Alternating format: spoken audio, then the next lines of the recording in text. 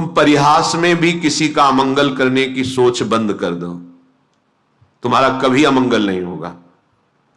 दूसरों का तुम अहित करते हो, दुख देते हो, और तुम सुखी होना चाहते हो, असंभव।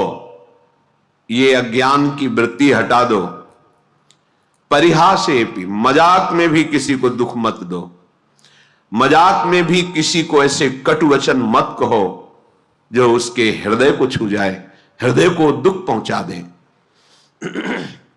और यदि तुम्हारा कोई अपमान करके कड़वी बात कहे तो बोले बधिरा, बहरे बन जाओ, सुनो ही मती, नहीं सुनना।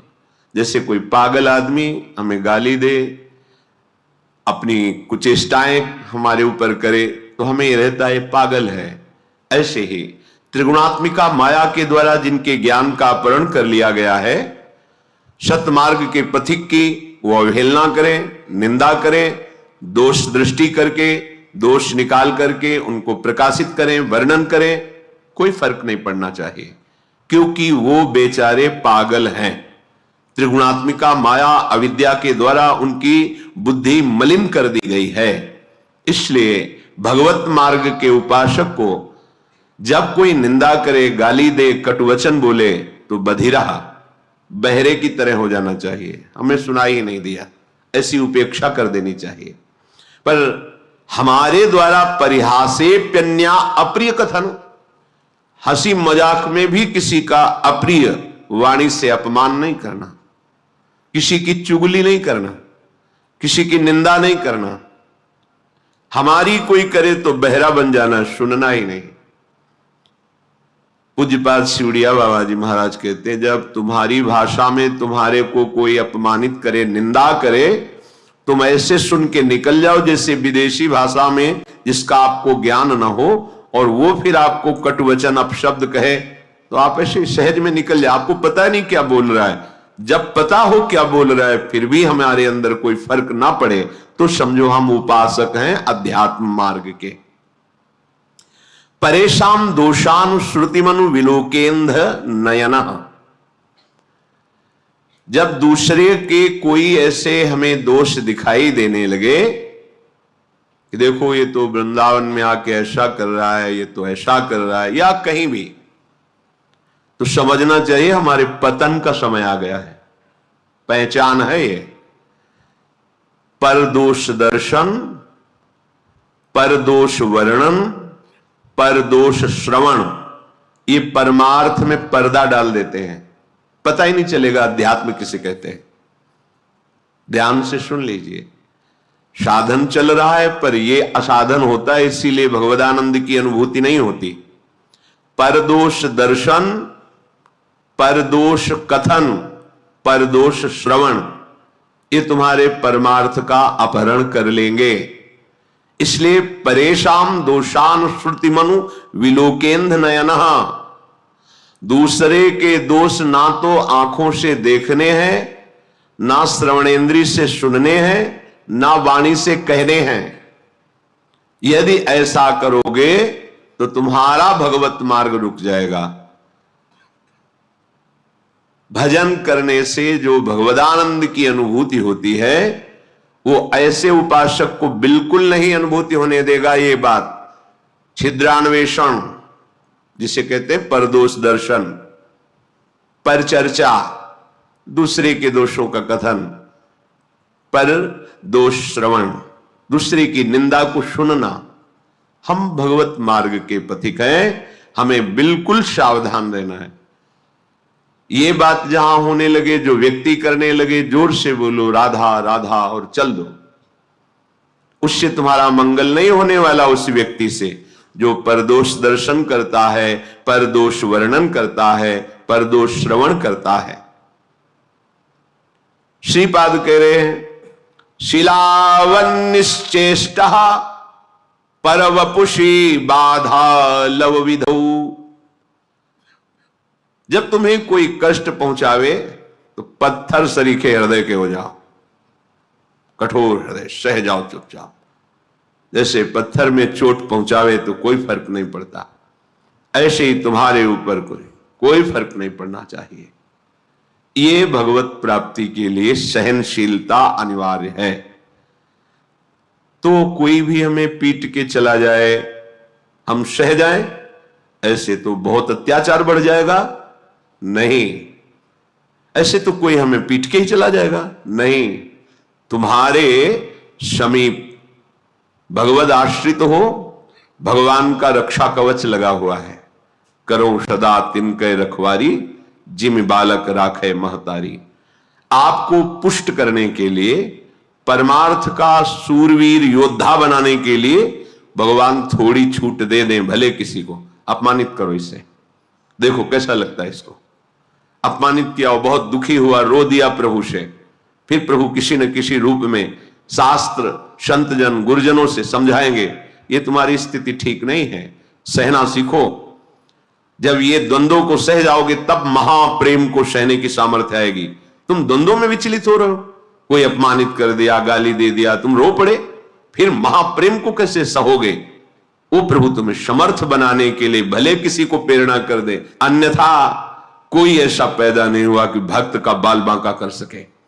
वो हाथ उसी समय नष्ट हो जाएगा जिस समय भगवान के जन की तरफ वो अन्य भाव से हाथ उठाएगा। अपमान भावना से राम रोष पावक सो जरई, जो अपराध भक्त कर करे। हमें चाहिए सहनशीलता। अगर कोई हमें कटुवचन कह रहा है, कोई पीड़ा पहुंचा रहा है, चुपचाप सह जाओ। ये भगवान आपको मजबूत करना चाहते हैं, प्रेम मार्ग का शूरवीर योद्धा बनाना चाहते हैं। तुम्हारे हृदय में ऐसी सामर्थ्य दे, सच्ची मानिए। नहीं तो बड़े बड़े महापुरुषों को इतनी सामर्थ्य है उनमें, भगवान अधीन है और उनको भी कोई पीट दे, कष्ट दे दे, ये खुद विधान बनाते हैं। श्री माधवदास बाबा जी समुद्र के किनारे पर्णकुटी में दरवाजे की तरफ पीठ करके, कुटिया की तरफ मुख करके कि कोई भजन में विक्षेप ना पहुंचाए, ऐसे बैठते थे। छोटी सी झोपड़ी थी, तो दरवाजे की तरफ पीठ है और पीछे की तरफ ऐसे मुख किए, निरंतर भजन में 2-2, 3-3 दिन हो जाते, भोजन के लिए भी नहीं जाते। श्री भगवान करुणा करके स्वयं जगन्नाथ जी अपने भोग की थाल लेकर आए। बाबा, ये जगन्नाथ जी का प्रसाद है, प्रभु ने भेजा है, पालो। हाँ, रख दो, हमारा भजन पूरा होगा, हम उठेंगे, प्रसाद पालेंगे, थाल यहीं धो के रख देंगे, तुम ले जाना। अच्छा बाबा, रख के चलेंगे। समय हुआ भजन पूरा, तो देखा है तो स्वर्ण की थाल भगवत प्रसाद आनंदित होकर पाया और समुद्र में मार्जन करके थाल रख दी। अब वहां थाल गायब हो गई भोग की। किसी ने बताया, हमने देखा है समुद्र किनारे पर्णकुटी में वो थाल धुली हुई रखी, माधवदास बाबा क्या। भगवत पार्षद जन आए, तुमने थाल चुराई, पिटाई की? कुछ नहीं बोले। जब भगवान ने भोग प्रसाद दिया, जैसे उसमें आनंद, ऐसे भगवान के पार्षद धक्का मुक्की करके पिटाई करे, उसमें आनंद। किसने के? उनको यह समझ नहीं है कि ऐसे एकांतिक गर्भगृह से भोग की थाल भला बाबा के, और अगर ले जाते तो सब बाहर ही तो बैठे थे ध्यानस्थ कि भगवान भोग आरोग रहे, पार्षद बैठे हुए चिंतन कर रहे, पर वहां प्रभु पिटाई करवाना चाहते थे। नहीं, किसी की ताकत है कोई छूले भक्त को, क्यों करवाना चाहते? अपने भक्त को मान रहित, देह भाव रहित, हृदय में ऐसा महान पुष्ट भगवत प्रसाद पा रहे हैं, भगवत पार्षदों से पिटाई दोनों समान। इसीलिए भक्तजनों के साथ कभी कभी ऐसे बर्ताव हो जाते हैं, तो उनको यह नहीं सोचना चाहिए कि कहां गए भगवान, रक्षा क्यों नहीं की। वो चाह रहे हैं तुम इतने सहनशील बनो, तुम इतने महान हृदय वाले बनो। तो हमें तो पीड़ा हो रही है और हम महान हृदय वाले बने, हमारा तो अपमान करा दिया, फिर तुम शरणागत किसके हुए, समर्पण तुम्हारा किसका हुआ? ये शरीर जड़ है, इसी में तदात्म होने के कारण दुख सुख का, जन्म मृत्यु का ये महान बंधन प्राप्त हुआ है। भगवान कृपा करके इसी तदात्म को मिटाते हैं। वो अभी अविद्या का प्रभाव, इसलिए बात समझ में नहीं आएगी। जैसे सांप की केचुल में कितनी भी पीड़ा दो, सांप को कोई पीड़ा नहीं होती, केचुल अलग है, वो अलग है।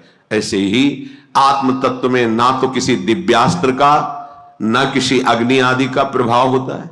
क्योंकि वो दिव्य स्वरूप है। नैनम छिन्दन्ति शस्त्राणि नैनम दहति पावकः न चैनम क्लेदयन्त्यापो न शोषयति मारुतः। ये हमारा स्वरूप है। हम अपने स्वरूप को भूलकर जो देह भाव में मान अपमान सुख दुख लाभ हानि जन्म मृत्यु को प्राप्त हो रहे हैं, उपासक को इसी ममता इसी आसक्ति से हटाकर प्रभु समता में स्वरूप में स्थित करते हैं। वो जगत गुरु हैं, वो सर्व रूप में हैं, वो काहे को हमें कष्ट देंगे, हमारा माना हुआ भ्रम नष्ट करते हैं। सच्ची मानिए तो श्रीपाद कह रहे शिलावन निश्चेष्टा पर वपुष बाल लव विधो। जैसे किसी पत्थर पे चोट पहुंचाए तो कोई फर्क नहीं पड़ता, ऐसे ही उपासक को होना चाहिए। श्री अनंग बोधाश्रम स्वामी जी महाराज फतेहपुर जिला में अश्विनी घाट गंगा किनारे बड़े महापुरुष थे। जब से गुरु जी ने संन्यास दिया था गंगा जी की रेती के सिवा कभी ऊपर नहीं चढ़ते थे। जहां संन्यास दिया था बस वहीं वैसे ही दिगंबर जैसे संन्यास दिया गया था, निर्वस्त्र संन्यास दिया जाता है। गंगा जी में खड़े करके बड़ा करुण प्रसंग होता है। आपका कौन? तो गंगा में हाथ उठा के तो भगवान नारायण के सिवा कोई नहीं। इसी बात को आज जीवन निर्वाह करना होता है, नारायण के सिवा कोई। फिर वो व्यवहार रक्षा के लिए लंगोटी और अचला आदि देते हैं। उन्होंने मना कर दिया, गुरुजी जब एक बार उतार दिया अब दोबारा जीवन में नहीं धारण करेंगे। दिगंबर ऐसे वो भी कभी कभी, जैसे एक वकील साहब थे उनके यहां रोटी बटती थी गरीबों को, सुबह कभी कभी लाइन में खड़े हो जाते थे, प्रच्छन्न वेश, जटाएं, नंग धड़ंग। अब 30 किलोमीटर चल करके गए। अब वहां नौकर लोग थोड़ी पहचानते थे कि इस उच्च कोटि के ज्ञान संपन्न महापुरुष जिनको धर्म सम्राट करपात्री जी साक्षात ब्रह्म अनुभव करते हुए साष्टांग दंडवत करते थे।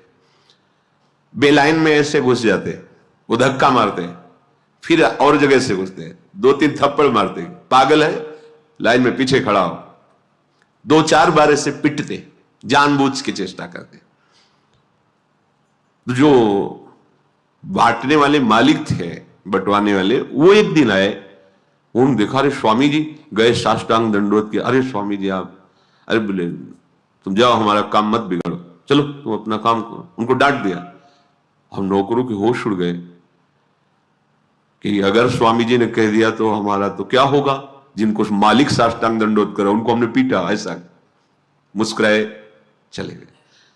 प्रभुदत्त ब्रह्मचारी जी ने पूछा भगवान आप ऐसी लीला क्यों करते हैं?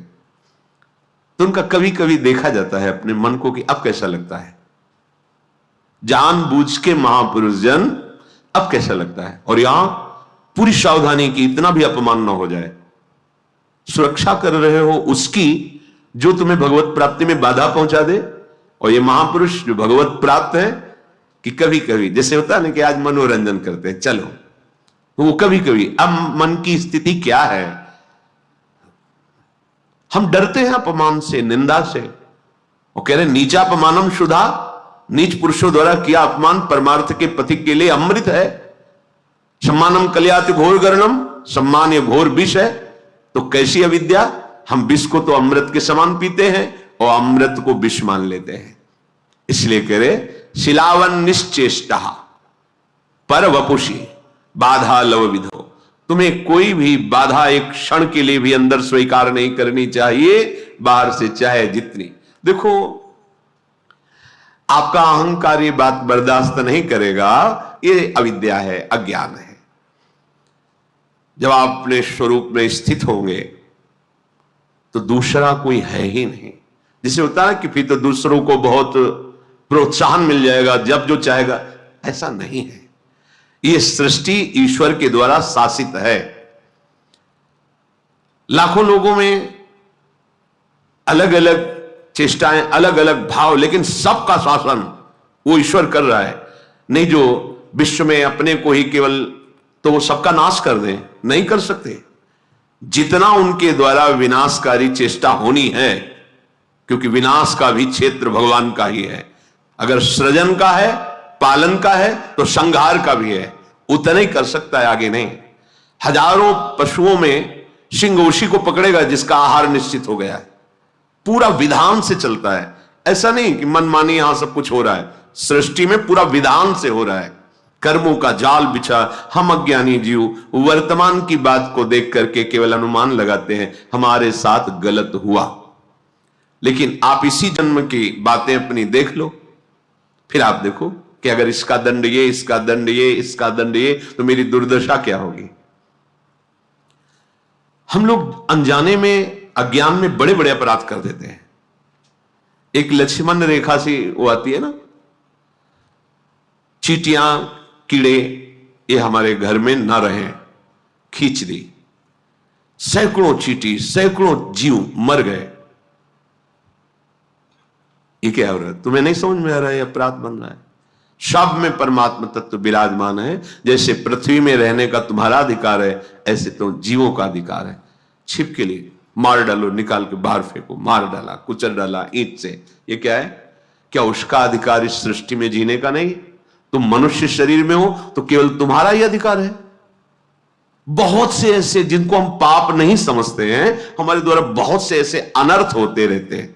सोचो, एक तितली की गुदा में खेल खेल में कांटा ऐसे गाड़कर छोड़ दिया मांडव्य ऋषि, उनको दंड मिला सूली की सजा, और जैसे छोड़ दिया तो वैसे सूली निकली नहीं, काटी गई। महाभारत में स्पष्ट भगवान व्यास देव जी ने लिखा है।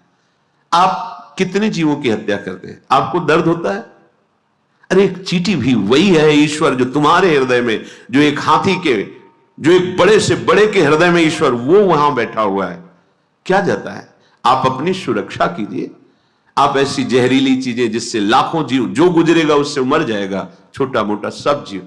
अरे कोई चींटी बना, कोई कीड़ा बना हुआ है, वो हम ही आप हैं। कर्म के परिणाम स्वरूप हमको ऐसी योनियां मिली हैं। अपने को लगता है हमने तो पाप किया ही नहीं, हमें दंड क्यों मिलता है? ईश्वर है, सर्व सामर्थ्यशाली है। बिना आपके कर्म बिगड़े आपको दंड मिल ही नहीं सकता। अगर हम ऐसा मानते हैं तो हमें सहना चाहिए। अगर हम नहीं मानते हैं तो नया कर्म फिर ऐसा बन जाएगा जो आगे हमें और नष्ट करेगा। इसलिए शिलावन निश्चेष्टा, जैसे हमारे शरीर में कर्म परिणाम से जब फोड़ा होता है और वो पकता है और भीषण कष्ट देता है तो हम सहते हैं। हम डॉक्टर के पास जाके पैसे भी देते हैं, कष्ट भी सहते हैं, पर उसका ऑपरेशन करवाते हैं। ऐसे ही हमारा बुरा कर्म जब हमारे ऊपर आता है, वो किसी न किसी विधान में दंड हमें देता है, हमें चुपचाप सह लेना है। राधा राधा राधा, तो वो नष्ट हो जाएगा और आगे परम मंगल परम सुख का विधान हो जाएगा। कदा वत्स्याम्यस्मिन् हरिदैत वृंदावन बने। आहा, मैं हरि के प्यारे या दैत प्राण प्यारे युगल सरकार के नित्य लीला स्थली, बिहार स्थली वृंदावन में इस प्रकार कब रहूंगा? किसी की बुराई नहीं करूंगा, बुराई नहीं सुनूंगा, बुराई नहीं देखूंगा। अगर कोई हमें गाली आदि अपमानित करता है, मैं प्रसन्न मुद्रा में सहूंगा। अगर नहीं प्रसन्नता से तो राधा राधा कह के चुपचाप चल दो वहां से, प्रतिकूलता मत पैदा करो। अगर कोई हमें कष्ट देता है तो मेरे ही कर्म का फल है, मैं ऐसा मानकर उसे सह लूंगा और प्रिया प्रीतम के चिंतन में श्री धाम वृंदावन में अपना जीवन व्यतीत करूंगा। सीधे भगवत प्राप्ति। शोढ्वापि दुखानि सुदुस्सहानि त्यक्त्वाप्यहो जाति कुलादिकानि भुक्त्वा स्वापाकैरपि थुत्कृतानि वृंदाटवीवासमहं करिष्ये। अब मैंने निश्चय कर लिया है कि इस जन्म में मुझे प्रिया प्रीतम की प्राप्ति करनी है, अर्थात महान सुख, महान स्थिति प्राप्त करनी है। तो तैयार हो जाओ अतिशह दुषह दुख सहने के लिए, दुषह दुख सहने के लिए। अब कोई ये कहे कि दुषह दुख सहने और भगवत प्राप्ति, नहीं नहीं, फिर हमें नहीं चाहिए, हमें तो सुख चाहिए। यही दुषह दुख तुम्हें सहना पड़ेगा कि तुमने जो मिथ्या आसक्ति प्रेम पैदा कर लिया है जगत में, अब इससे हटने में तुम्हें दुख लगेगा। जैसे तुम्हारा जो अभ्यास नशा करने का है, भोग भोगने का है, नाना प्रकार के मनोरंजन कुचेष्टा करने का है, अब उनसे जब हटने की बात आएगी तो आपके मन को दुख लगेगा। ये सहने के लिए तुम तैयार हो जाओ। षोडभापि दुखानि सुदुस्सहानि, यद्यपि ऐसा सहना बड़ा कठिन होता है। मन कह रहा है ये देख लूं और उसे आप रोकेंगे तो वो आपको कष्ट देगा, दुख देगा। ये भोगूं, आप उसे रोकेंगे वो आपको दुख देगा। ये सहे बिना अध्यात्म का प्रकाश नहीं होता। इसीलिए बातें बनाने वाले लोग जैसे बड़ी ऊंचाई के प्रश्न करते हैं और जब उनका दर्शन करते हैं तब लगता है ककहरा नहीं आता परमार्थ का, और बात करते हो बहुत ऊंचाई की। जब तक तुम्हारे अंदर संसार में सुखद भोगों को सत्य मानकर भोगने की लालसा है तब तक तुम अज्ञानी ही हो, चाहे जितना ज्ञान बघारो। स्वात्मा रामम, जो आत्मा राम पुरुष ज्ञानी जन है, विषय मृग तृष्णा में कभी भ्रमित नहीं होते। ये झूठे हैं। जैसे वमन कोई खाने की इच्छा नहीं करेगा, ऐसे ज्ञान जिसके हृदय में जागृत हो गया है, किसी भी इंद्रिय के विषय के भोग उसे आकर्षित नहीं कर सकते। तो इसी आकर्षण में जब हमारी आसक्ति हो गई है और उससे जब हमको हटाया जाएगा तो बड़ा दुख महसूस होगा। जैसे खेलते हुए बालक को, धूल दूषित बालक को माता उन खेलों से निवृत्त करके सुंदर स्नान करके सजाकर अपनी गोद में बैठालकर अपने वक्षा स्थल का परम पवित्र दुग्ध पान कराने की चेष्टा कर रही है, पर बालक को लगता है कि मुझे दुख दिया जा रहा है, मेरे खिलौने छीने जा रहे हैं, मुझे खेल से हटाया जा रहा है। पर वो ये नहीं जान रहा कि ये मां का विशुद्ध प्यार है।